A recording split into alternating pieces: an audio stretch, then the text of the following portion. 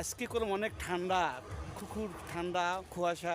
এই জন্য আমি গরুর দুধের চা, বিখ্যাত গরুর দুধের চা আমি করলাম তাসেরগাঁও বাস স্ট্যান্ডে যাচ্ছি। আমি এই একটুই পরেই দেখবেন যে আমি এই স্ট্যান্ডে এই কতদিন দুধ চায় সারাদিনে, কতদিন দুধ পান, এই যে চাটা তো বেছেন সারাদিন কতদিন দুধ বিক্রি করে। 80 লিটার চা, 80 লিটার দুধ লাগে। হ্যাঁ, এই প্রতিদিন 80 লিটার দুধ চা।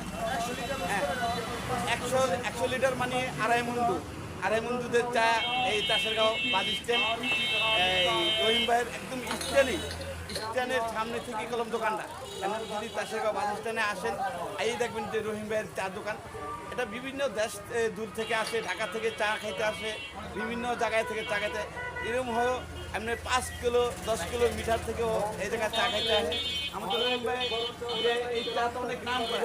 এই 91 সাল থেকেই এই রহিম ভাইয়ের চা রহিম ভাই আমার এক কাপ চা খাওয়ান, আমি তখন খুশি হব যে যদি আমার হাতে দেন। আমি রহিম ভাইয়ের চা করলাম, আমি একদম সুন্দর একটি চা খেতেছি।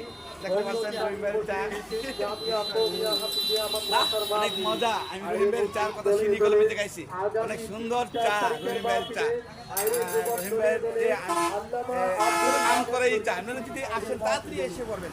যদি রহিম ভাইয়ের চা খেতে চান দেরি করবেন না, দেখি কলম রহিম ভাইয়ের চা খেতে একদম শহর যাওয়া আসা, দুধের শহর, একদম চা পাওয়া যায়, একদম খালি দুধের চা পাওয়া যায় এই একদম কলম টাটকা এবং চা খেতে জায়গায় এগুলো দুধের চা যদি বলেন।